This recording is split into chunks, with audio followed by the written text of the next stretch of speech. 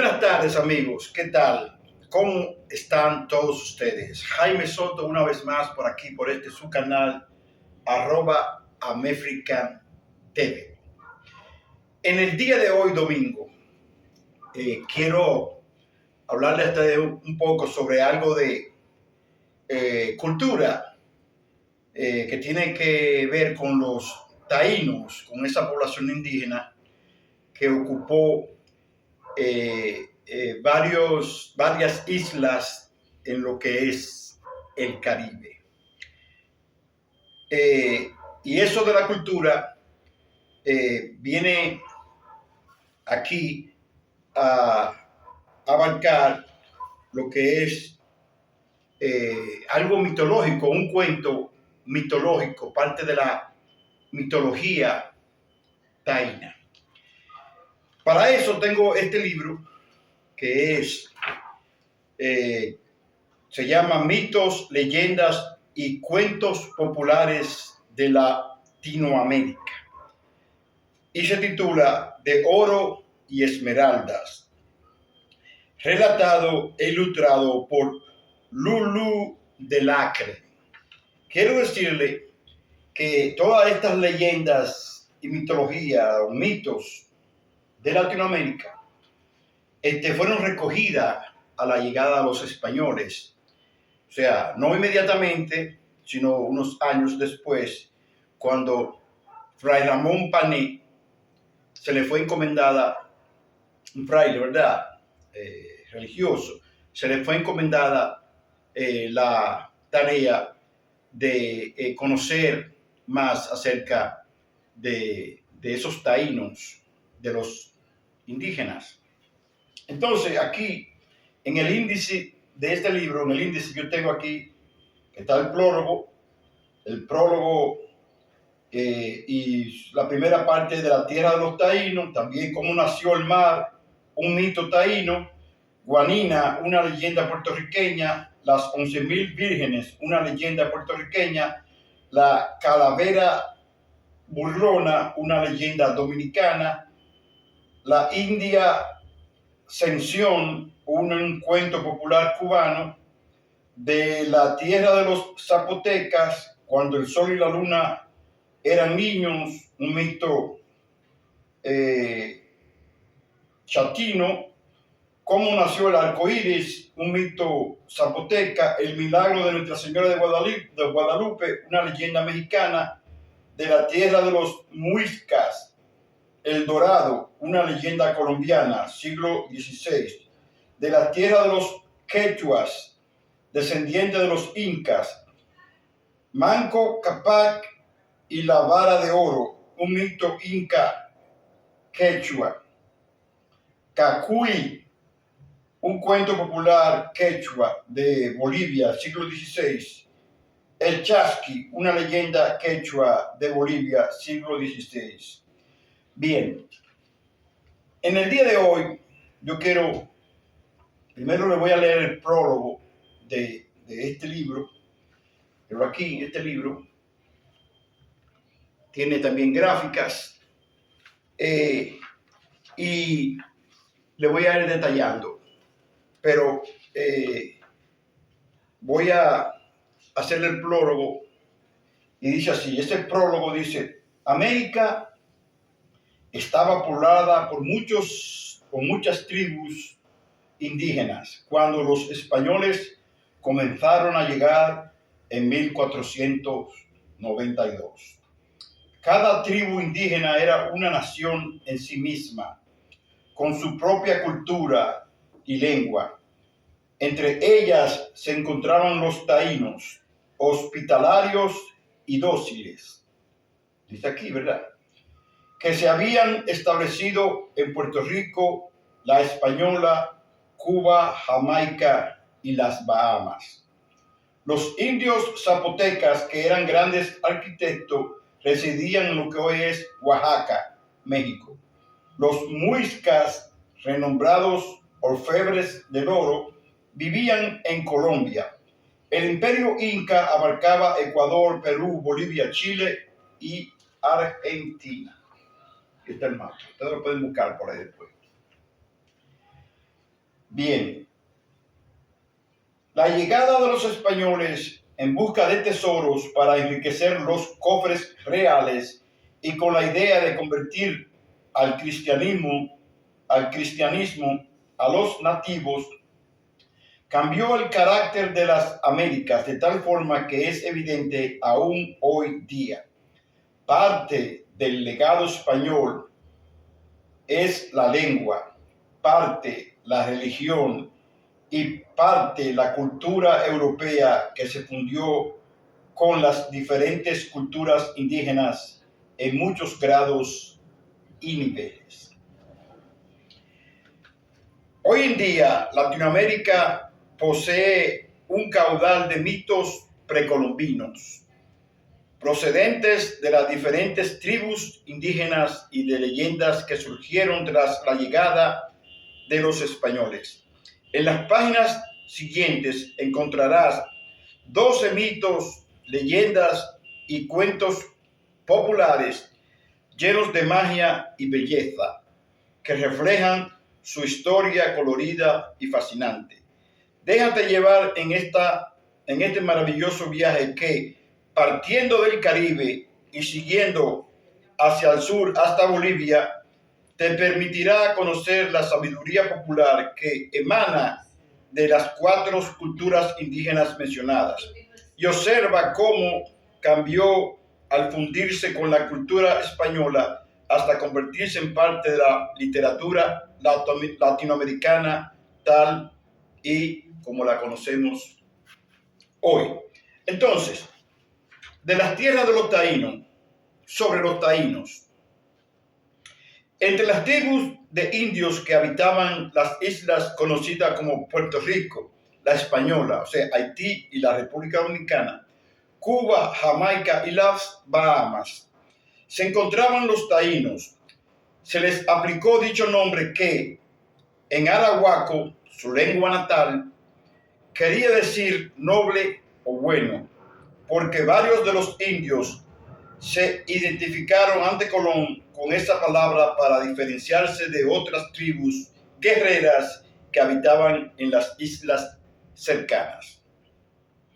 Los habitantes de Puerto Rico y la Española eran los más avanzados culturalmente. Eran buenos labradores que vivían en forma rudimentaria en poblados gobernados por jefes o caciques. A través de los documentos de los cronistas se sabe que había alrededor de 600,000 taínos en las áreas ya mencionadas. Cuando llegó Cristóbal Colón, los indios taínos ya no existen.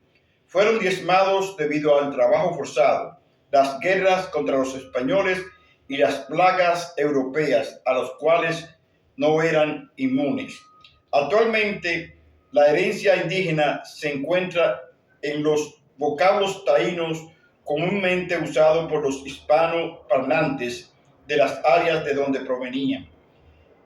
En las tallas de piedra, madera, concha y hueso, y en la alfarería que dejaron tras ellos, y en su gran número de frutos que introdujeron a los europeos. Además, los españoles, al mezclarse con las bellas indígenas, dejaron tras sí una nueva casta. Pero es quizá en la afable disposición y hospitalidad de los caribeños de hoy en día que mayormente perdura el espíritu taíno. Bien, entonces aquí vemos una gráfica de arte taíno, todo eso. Yo lo voy a leer este mito taíno de cómo nació el mar para que ustedes vean. Eso le dije, lo recogió Fray Ramón Paní, ¿verdad? Que hizo unas crónicas de las Indias y esas cosas y plasmó en papel sobre esto, en este caso de los taínos. ¿Cómo nació el mar? Un mito taíno. En las tinieblas de la antigüedad de los tiempos, cuando el mundo era joven y estaba poblado, de los ancestros de dioses posteriores, existió Yaya. Yaya era la esencia, el origen de la vida, el creador. Yaya era gran espíritu. Yaya tenía esposa y un hijo llamado Yayael. Los tres convivían juntos y en armonía. Yayael era un hijo obediente y hacía todo aquello que se le pidiese. Mas, según el niño fue creciendo, las cosas cambiaron. Aprendió a pensar por sí mismo y no siempre estaba de acuerdo con lo que su padre, el gran espíritu, le decía. En fin, Yayael se convirtió en un joven tan voluntarioso que un buen día dejó de obedecer totalmente a Yaya. Solamente hacía lo que él quería. Le replicaba insolentemente a su padre y le faltaba al respeto de tal forma que éste terminó por enfurecerse. Abandonarás el hogar inmediatamente y no regresará sino hasta que hayan pasado 4 lunas, le dijo acongojado el gran espíritu a su hijo. Así se hizo. Yayael partió y después de 4 meses retornó a su hogar. Mas la furia de Yaya no se aplacó en el tiempo transcurrido.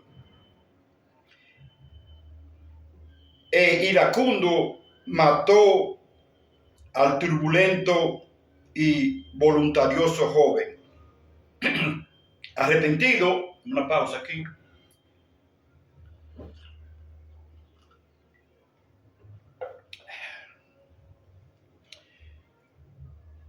Entonces dice, arrepentido y lleno de tristeza, Yaya recogió los huesos de Yayael y cuidadosamente los colocó dentro de una calabaza ahuecada que colgó en el techo de su bohío.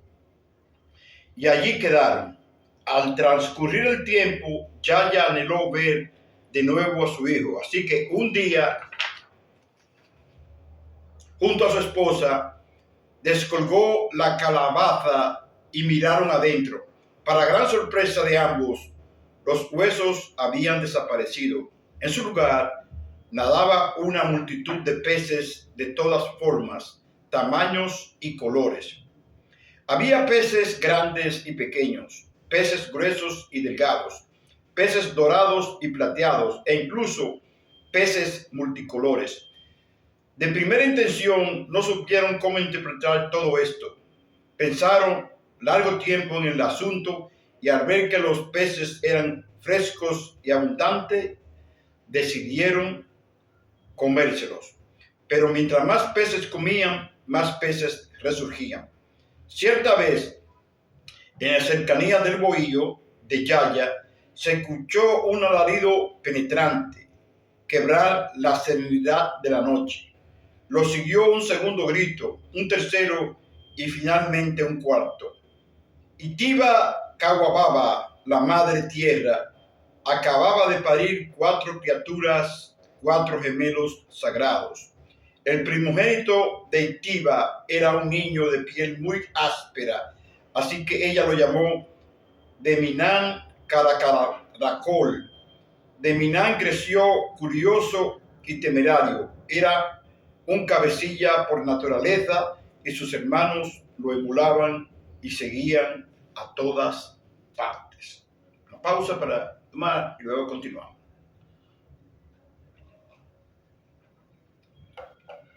Bien, entonces, decía aquí,